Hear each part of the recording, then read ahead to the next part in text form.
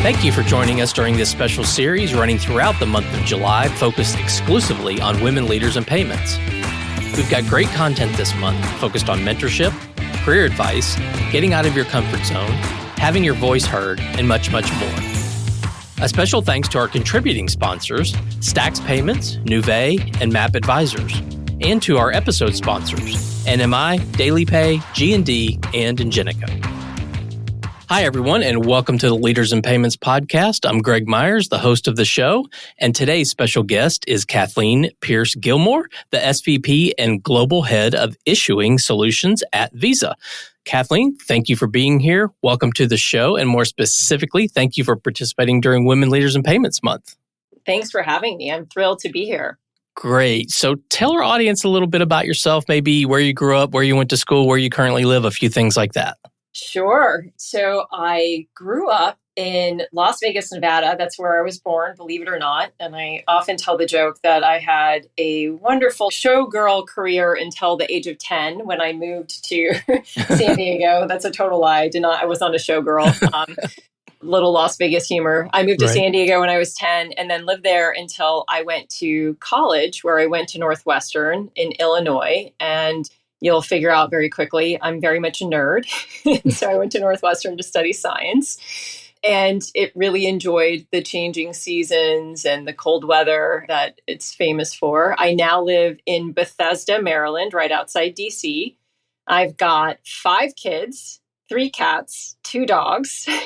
Wow. I love running on the trails here. And we also have a house now in the Chesapeake Bay area. And so we spend a lot of time there in the water, on the water, just really love spending time outdoors in general. So that's a little bit about me. Great. Thank you for sharing that. So tell us about your role today and a little about what your group at Visa does. Sure. So I am part of what we call VAS, Value Added Services. And all of VAS encompasses a few different things. So we've got issuing solutions, which is my role, and I'll tell you more about that in a minute. We have acceptance solutions, which my colleague Rob Cameron leads, and that faces the merchant side of our network and the acquirers that support our merchants. We have risk and identity solutions, that's led by my colleague James Murfin, and that is all around helping our clients manage risk like fraud, and there's a lot of cool identity solutions. And then we have our VCA business, Visa Consulting and Analytics, that's led by my colleague Carl. And so all of these pieces we put together under value-added services. My leader is Anthony Cahill. And essentially, whether you are issuing a Visa card or accepting a Visa card, if you're a part of the Visa universe, we have this suite of value-added services to help you be effective. And so in my space, issuing solutions, we have a host of solutions. And really, an issuer can be a bank, it could be a fintech, it could be a non-financial institution, even like Uber or a company like that might issue Visa credentials as part of their overall business model. So there's a pretty broad suite of the types of clients that we serve. We serve them starting at that foundation level with infrastructure solutions, things like issuing processing, core banking capabilities. You might have seen in the news, we acquired a company called Pismo. We also have this incredible business DPS here in the US that does debit processing. It's the premier debit processing solution in the US. So you really think of like real core infrastructure inside of a bank or inside of a fintech, all the way to solutions that help our customers, our clients, engage their consumers. So think about things like loyalty solutions or benefits that can be linked to the Visa credentials, the card. We provide these capabilities to our clients so that they can engage and retain their end consumers. We also have a host of capabilities that help our clients provide a really best-in-class digital experience. So we have a digital enablement team. We have this incredible SDK. You've probably heard me talk about it or seen articles about it. Things like providing subscription management capabilities to end consumers so they can manage their streaming services and all their different subscriptions. So we provide a whole host of solutions really with the aim of helping our clients be successful with their end consumers, helping them be competitive. The way we like to say it is we're helping our issuers stay ahead of ever increasing customer expectations. That's what my team does in a nutshell. And Greg, if you remember when we last spoke, I was raving about my job at SVP, and I loved being there and helping so many companies that were innovating in financial services and making it easier and less expensive for everyone in the world to access financial services in the global economy. Now I'm actually at the biggest fintech in the world, helping thousands of banks serving their end consumers better. And so I still have these pinch me moments. I sort of can't believe that I'm in this job and have the privilege of leading this business for Visa. That's awesome. Well, thanks for sharing that. So before we get into the meat of the conversation, I'd like to do a little icebreaker exercise where I'm going to ask you a this or that question. So something like, do you prefer early morning or late evening? You give me the quick answer, and we're going to run through 10 of those real quick. So tell me when you're ready. I'm ready. Okay. Do you prefer summer or winter? Winter. Cats or dogs? Both. I can't decide. Okay. Apple or Android? Apple. Coffee or tea? Coffee. Books or movies? Books. Beach or mountains? Mountains. Chocolate or vanilla? Vanilla. Texting or calling? Texting. The city or the country? The country. And finally, the last one, pizza or pasta? Oh, gosh. Pizza. Okay. Awesome. Well, thank you so much for doing that. That was fun. So let's talk a little bit more about you. So what was your life like growing up? Well, let's see here. In many ways, it was pretty normal for a person my age. So I grew up in the late 70s, early 80s. So things like my mom would send me out the door on a Saturday morning and tell me to return when the street lights came on. I'm totally aging myself here, but that was like sort of the norm. I played outside a ton. I loved nature. I loved bugs. I was definitely a tomboy. But at the same time, my family had some pretty significant financial challenges, especially after my mom and my dad got divorced when I was around 9 or 10. And my mom really struggled in a lot of ways, still with financial security and just sort of mental health. And so I would say I think when you and I spoke last, I talked about the instability of my upbringing. That was very much a part of what shaped me and drives me sort of subconsciously. But fortunately for me, I was really a nerd. And I was very lucky that as a nerd, I was able to get a lot out of my school environment. And I was super engaged. It was a source of security and in some ways, self-worth and self-esteem. And then ultimately, frankly, it was my path out of my situation. Being a nerd really served me well. Ultimately, I was able to go to a great school and kind of escape from that environment. I think you and I talked about this. I don't have any negative or sad feelings about how I grew up because it really shaped me in the adversity that I experienced. I think back to it. I didn't even really realize how bad it was until I got out of it and sort of saw a contrasting experience when I was at Northwestern. But it provides a drive inside of me that is sort of hard to describe. It really shaped my values. So it was challenging, but I think it was ultimately a good thing for me. Okay. So when you were young, what did you want to be when you grew up? Oh my gosh, I cycled through so many different aspirations. I wanted to be a neurosurgeon, a dolphin trainer, a florist, a research scientist. I truly was a nerd. I loved chemistry. I loved neuroscience. But ultimately, I think what I wanted was financial security. I think by the time I was getting close to graduating at Northwestern, I think I was hyper-focused on getting a stable job and, establishing a path for myself for a career that would ultimately take away any kind of financial insecurity that I'd experienced growing up. So as much as I had all of these fun aspirations, I think I was pretty practical and pragmatic when it came down to it. Okay. So my very first job that I, outside of just chores and things like that, I washed pots and pans in a cafeteria of a university during the summers.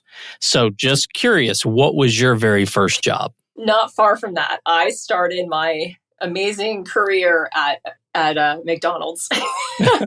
And it's so funny. I loved it. I like literally cringe at my younger self, but I was so enthusiastic. I loved, first of all, just the fact that I could earn money. And I loved doing a good job. I loved like pleasing people and feeling a sense of progressing. Like I got good at it. I got promoted in record time to crew trainer, which to this day I'm still proud of. I actually have my McDonald's name tag, and I used to go by Kathy, so it's got the little golden arches and Kathy. It's actually quite funny, Greg, because by the time I was having to give my resignation because I was heading off to college, I was going to Northwestern, kind of a big deal, I thought. My manager tried to convince me to stay, and she described this amazing potential I had to run my own McDonald's franchises. So I got a ton out of it. To this day, I still feel like it was a very shaping experience. Well, certainly had you stayed at McDonald's, we wouldn't be having this conversation. I know. All right. Well, let's continue on with your career. Maybe walk us through from graduating college till today, kind of your career journey. Sure. And I would say that sort of optimism and ambition and courage that I describe having at McDonald's really has carried me this far. So I graduated from Northwestern. I got a few different offers in the consulting world. And I sort of remember thinking, I don't know what else to do. And it seems like decent pay. I had decided early in my Northwestern tenure that I didn't actually want to go into science because what I loved about it really was going to be a minimal part of the experience of actually going into science. So I pretty quickly came to that conclusion. I went into consulting and just had an incredible experience. For 4 years, I got to do things that I felt unqualified for. I was put into situations and sort of faced solving problems without what you would imagine the required training would be. And it was incredible. I just grew so much and I got so much exposure across different industries and really put my analytical brain to work in a number of situations. And then kind of got tired of the travel and frankly feeling like I was leaving right as things would get interesting, right? You go to a client, you work hard for several months, you build these relationships, you make recommendations, and then you leave and you go to the next client. And I wanted to hold on to something. I wanted to execute. I wanted to be a part of the result. So I was having lunch with a girlfriend and sharing this. And I remember at the time I was an American Express customer because I had my corporate card, I got my green card and linked it for the membership rewards. And I loved Amex. I just thought it was such a great high integrity company. I really liked the business model also. So I was raving about it. And the girlfriend I was having lunch with had a classmate from her business school that was in the strategic planning group at American Express. So as luck would have it, she was able to connect us. I gave them my resume. They happened to be hiring for 2 roles of experienced undergraduates. So I got a job in the strategic planning group at American Express. I literally, to this day, feel like I won the lottery. And the whole time that I was there, I thought someone was going to find out that I wasn't supposed to be there. It was just, I felt so fortunate. And that kind of continued on. While I was at Amex, I truly was just so happy to be there and so interested in all of the problems I was helping to solve. And I progressed from, one role to the next and ultimately ended up in the merchant side of the business and had my first real general manager job in that role. And it was just incredible. I got recruited by Capital One. And that was a sort of a big decision, really from a family perspective. We loved being in the New York area when I was at American Express. But when I came to visit Capital One in the Northern Virginia area, it felt like a better place for us as a family. So we had 3 kids under 6 at the time. And it started to feel like it might be better to be in an environment like a suburb and have a house and, schools and sports and activities and all that stuff. So we ended up making the decision to move here. And then Capital One was an interesting journey, going from a affluent focused spend centric business to a subprime focused lend centric business really brought to life for me the challenges across financial services. And I got to do some really cool stuff there. I was in the operations team for a while, and then I ran the co-brand business when they acquired HSBC's US card business. And then I got to participate in the digital transformation in the bank. So I got quite a ride. And then I went to PayPal, where I led the consumer credit business. And what's interesting is just along my journey, I was just able to take everything I had done to my next role, almost as like it was done with intention, but it truly wasn't. Mhm. Like, I remember someone asking, like, how did you set out on the path that you were on? And I was like, it didn't. It just sort of happened. It Mhm. really has truly been one thing has led to the next. And it continued on. So from PayPal, I went into the startup world, and I had started getting to know startups while I was at PayPal because it's sort of the technology space, and we were looking at a bunch of different companies, and then ended up at a startup, and then I co-founded a startup, and then I went to QED Investors and ran a company for Nigel Morris in the recruiting spaces, the space of all things.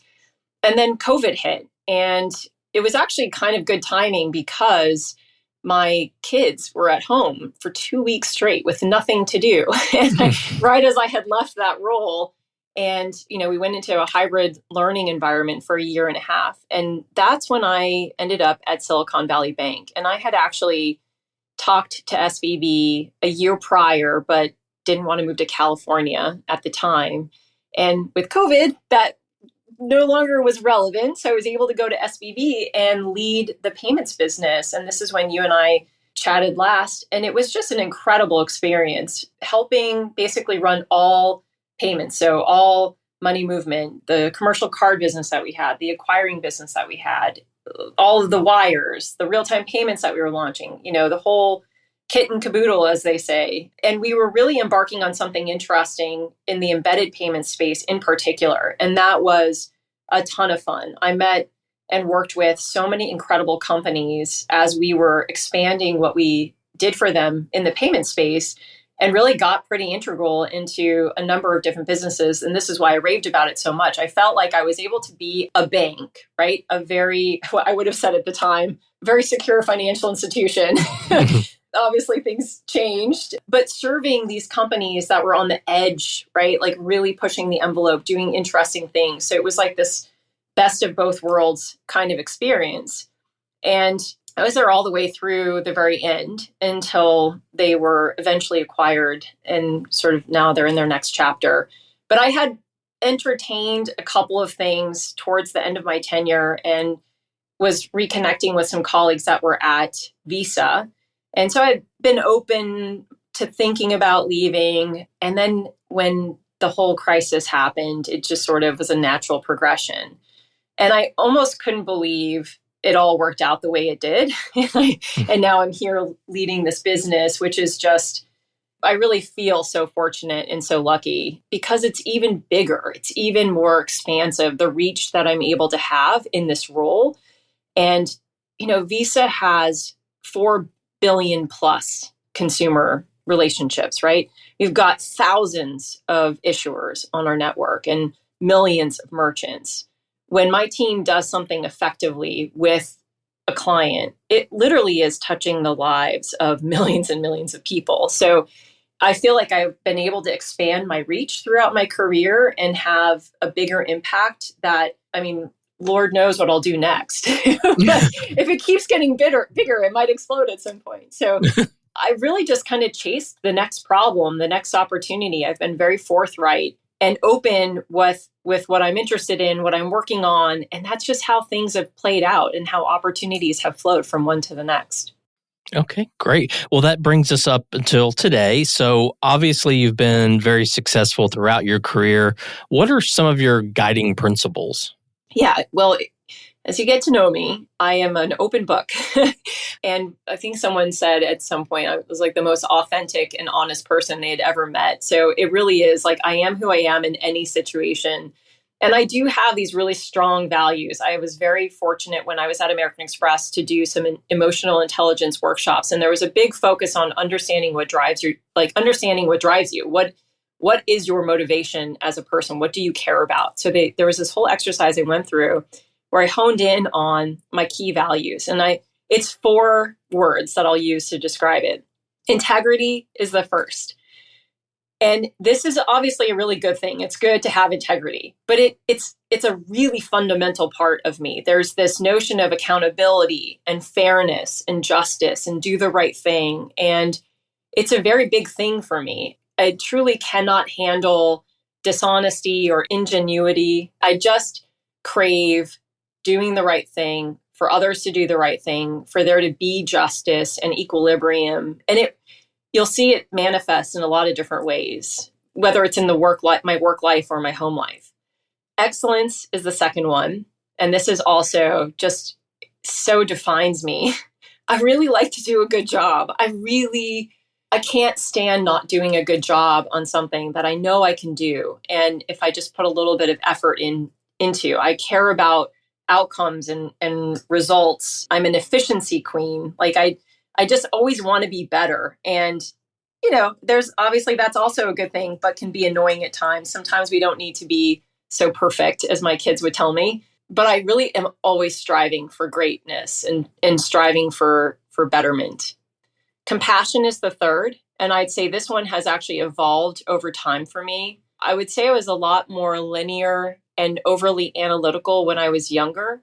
And I've developed a greater sense of compassion and empathy through my years, especially, having kids and the greater leadership roles I've had where I'm influencing a lot more people's lives. I've really developed a stronger sense of compassion. And I just think it really matters. It means you can understand people better and therefore inspire them more. And, there's not to be so results oriented when talking about compassion, but you also have to have self-compassion. And if you are willing to accept and love yourself, then you're more able to accept and love others and be understanding. And like I said, connect in such a way that you're able to motivate folks. And then last but not least, number 4 is happiness.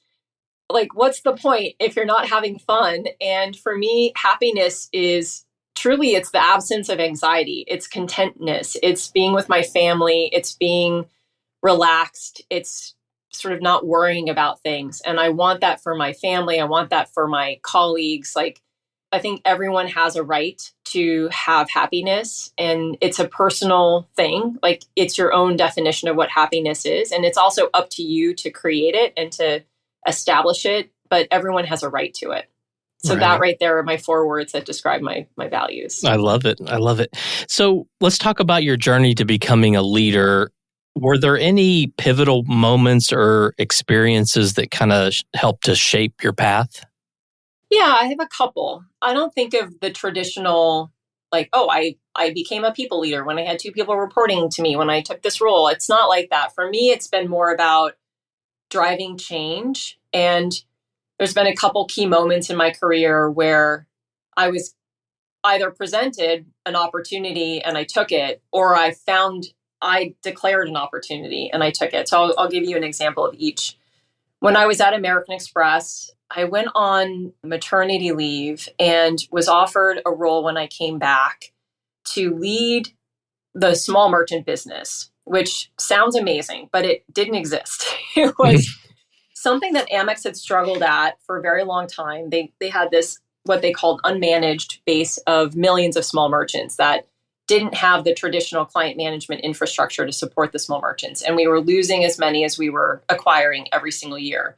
And there were multiple attempts at doing a better job serving this segment of customers and establishing higher retention rates and lower acquisition costs and all that stuff. And so I remember thinking, whoa, why are you giving me this job? Like, are you trying to fire me? Because everyone else who's tried has failed. And I'll tell you, I just kind of went in brave and did, I think, a pretty well-rounded approach to getting to a strategy, right? I listened to merchants. I did a ton of analysis and just kind of studied the space, came up with a strategy with a very small and mighty team. And then we executed on that strategy, and it was incredibly inspiring. We achieved some really tremendous results pretty early on and got support to expand the team significantly. It was right as Amex was launching Small Business Saturday, which really was focused on my clients, my small merchants. But the thing that struck me was I had to lead this idea, and I had to change how we thought about this segment of really important merchants and be a voice for them.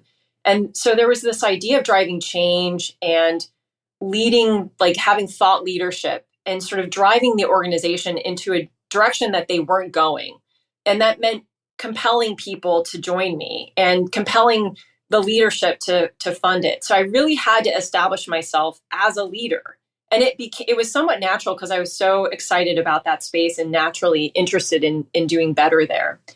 Then the second example I'll give you was actually challenging. When I went to Capital One, they were pretty early in their approach towards being very customer centric. And Rich Fairbank, the CEO, was working on a customer centric mission. And there's a number of factors that sort of led to that.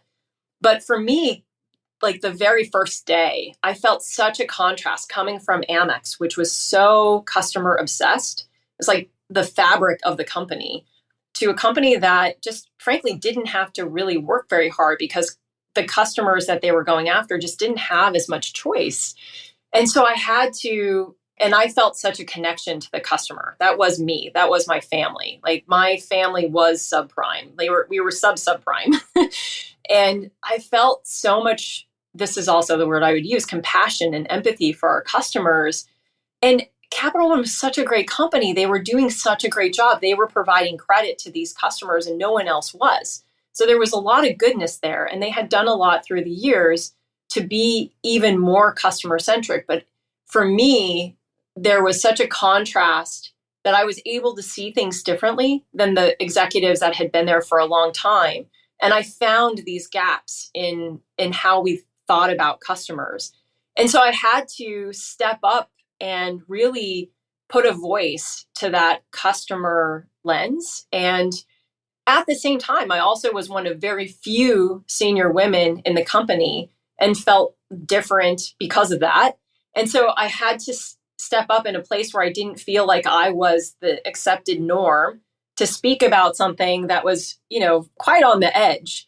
And it was really hard. I'd say I lost my confidence and a lot of my key traits. I can be very articulate and compelling as a communicator. I lost my ability to speak almost at some point during that process. And then I regained it back. And I started to develop a lot of awareness around the factors that influence your ability to be successful. And for me, it was just incredibly powerful because it gave me clarity on what matters from a business perspective and why I was in financial services and what I was meant to be doing, and almost developed like this personal mission around helping consumers achieve financial health and financial security. And it just made a ton of sense all of a sudden why I was at Capital One.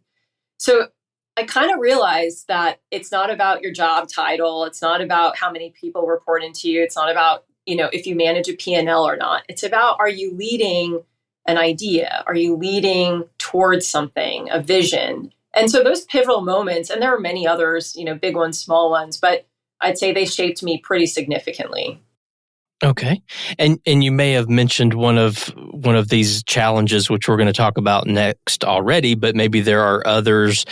What are some of the biggest challenges that you faced as a female leader, and how did you overcome them? Well, it's not like it goes away, right? There's a lot of imbalance in the world that continues. I think it's unconscious bias. There's so many colleagues that mean well. In fact, one of my I laugh about it now, but one of the more challenging experiences I had was actually with a female leader.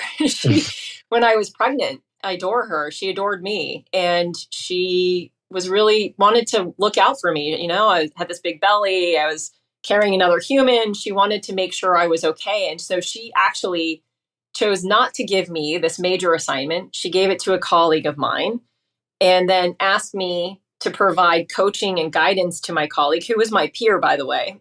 And so inadvertently actually made it harder and more miserable for me to do the job that she really wanted me to do in the first place, but through someone else. And it was with good intention. So that's an example. Of course, I've experienced everything from being sort of forgotten, questioned, ignored, viewed as an object. But how did I overcome them? It's just, everybody's got to deal with crap at times. Like for me, it's being a woman, maybe for another person, it's because they're short or they're too tall or they're, from an underrepresented category of there's a long list. You just bear through it. And I think the one thing I really learned and some of the female oriented discrimination I've experienced is being angry or blaming doesn't actually solve the problem. It's actually compassion and sort of coming at it very differently and trying to understand why it is that way and develop compassion and understanding for the person that might be creating that situation for you. And that's, I learned a ton about unconscious bias when I was at Capital One. We had some really great training on it. And so that's actually been really powerful for me through the years. I don't get, if I'm belittled by a male colleague, it's not that it doesn't faze me. Of course it affects me. I might even, have like a feeling of being smarted, right? Like it hurts my feelings. Mm-hmm. But I get this sense of compassion, and instead of wanting to retaliate or be frustrated by it, it's more like I want to help advance. I want to help it be better. And I think that's really powerful, actually. It's quite empowering to feel that versus anger. Long-winded answer for you. No, I think that's a great answer, because I think you covered what did you do about it and how did you react to it. So I think that's great. This is somewhat similar, but I want to put a little bit of a twist on it. It's about coming out of your comfort zone. And I think this is a little more, in my mind, is more about, taking that risk maybe as a younger up and coming employee or business owner or whatever it may be. So were there times or experiences you can share where you felt like you had to take that risk or step out of your comfort zone to grow in your career? Oh my gosh. Honestly, I am always out of my comfort zone. I am a crazy person. And I sort of had this realization about myself somewhat recently. I love a challenge. I actually love a job that I have not figured out. It is so exciting to not know the answer. And as soon as I know the answer, it's not that it's boring, but it's part of the fun is finding the answer. I had a colleague when I was at Capital One, Rick Elliott, who to this day I still think about. He would talk about puzzle value in a job when he was, when you're thinking about a new role. How much puzzle value is there? How hard is it going to be to figure out, like the intellectual stimulation? And in fact, that would be my advice to an up and coming, someone younger in their career, is have courage, take risk. And the earlier you are in your career, the more risk you should be taking, and just constantly be seeking to grow and develop and do things that are not familiar to you and try things that are a bit scary. That is where the growth happens. I think I played it safe for quite a while in my career and then took some risk when I went into the startup world. And quite frankly, I had some misses. Like I fell down and scraped my knee a few times. It was debilitating. I hate the word failure because I just don't think that's the right way to describe it. It was a lot of learning and reflecting and growth and development that came from it. And, people called it failure. But that's the greatest periods of growth I've ever had. It is when I'm the most out of my comfort zone, either before, during, or after taking a risk, whether it goes well or not. And so, and I truly, my family jokes with me, gosh, I wish I could just be comfortable for a little bit, like just rest for a moment. I think I have this internal change agent drive that I just cannot shake. So I'm always out of my comfort zone. Gotcha. Okay. So let's talk about mentorship. So have you had mentors in your career? If so, can you talk about how they've influenced your career? And then, kind of second part is how important do you think mentorship is for people that are, emerging leaders? Oh, I think it's critical. And I also think it's free. And it's around you all the time. You don't need to establish a formal mentor-mentee relationship. You don't need to ask, will you be my mentor? And, people ask me, sometimes they'll ask me formally, will you be my mentor? Sometimes they'll just ask for advice. And I do that all the time. I mean, I've been at Visa now for just over a year. It's a big company. It's a complex business. And there are a lot of folks that have been here for a long time. So I'm usually feeling stupid at any given moment in the day. Like there's a lot that I don't know. So I have to seek out, I'd call it like safe conversations where I can ask some dumb questions or get some advice or counsel and have someone explain to me how something works here at Visa. But I've had a few people, I'd say, that have shaped me, whether they know it or not. And sometimes it's not even people more senior to me. It's been folks that are more junior to me. I had a woman that was on my team at Capital One, multiple levels junior to me, and we just really connected. And I think she would have viewed me as her mentor, but I got so much out of our conversations and learned so much about myself and her when we would spend time together. And she went on to be awarded like Working Mother of the Year award or something. And I got to tell you, it felt like I won because of the rich connection that we had. I don't know, a mentorship is a two-way street in my mind. So I would push folks to not think about it as this like linear, clear, black and white thing. Everyone around you can serve as a mentor. Yeah, I've been having these conversations, and that seems to be a common theme is don't sit around and wait for your company to create some formal program. Not that there's anything wrong with that, but you need to take ownership of it yourself, and you'll be surprised at how many people are willing to help. And, like you said, you don't have to even call them formal, mentors. And, you don't have to have this relationship where you're going to meet once a month or once a quarter or whatever. It can be a much more casual thing. But, as a up and coming leader, you need to have those people in your, sphere of influence. And I think it's just incredibly important that we all do that. Yeah. And people who are actually working with you are the most equipped to give you the feedback and advice. So if I'm working on our annual operating plan and I have a meeting with my team and my finance partner is there, it would make so much sense for me to say, hey, how do you think that went? What could I be doing differently? Do you think the team is on board with what I'm suggesting? And so the person who might feel more junior to me is probably the best positioned to give me the feedback and the guidance and advice. And just constantly be thinking about any particular situation. Who can you ask for guidance and feedback so that you can grow and develop all the time, not just like once a quarter, like you said. Right. Okay. So let's play out this scenario. Young woman's graduating from college. She's looking at the payments or fintech industry. She wants to build a career in the industry. She comes to you. She says, KPG, what advice would you give me to be successful? What would you tell her? I mean, it is all around. Have some courage, put yourself out there and learn. Be really focused on learning about the problems and the opportunities and what makes them so. and get excited about it. Like whenever someone asks me, what does it take to get promoted? That's just the wrong question to ask. Focus on solving a problem. Focus on I'm at Visa, I'm in value-added services, I'm trying to grow this issuing solutions business. I would never ask anyone, hey, how do I get promoted?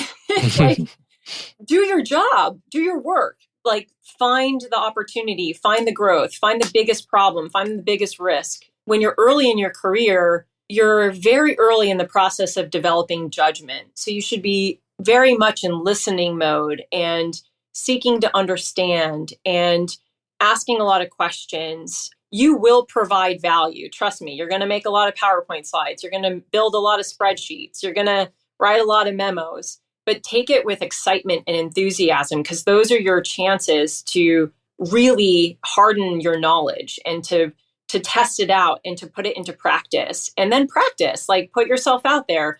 Even if you're early in your career, if you're in a meeting and someone says something that sparks a thought, be proactive with it, be forthright, be a participant, actively engage. It can be so nerve-wracking to put yourself out there and to take a chance, maybe put a perspective out there that you haven't heard in the room, but that's how you learn.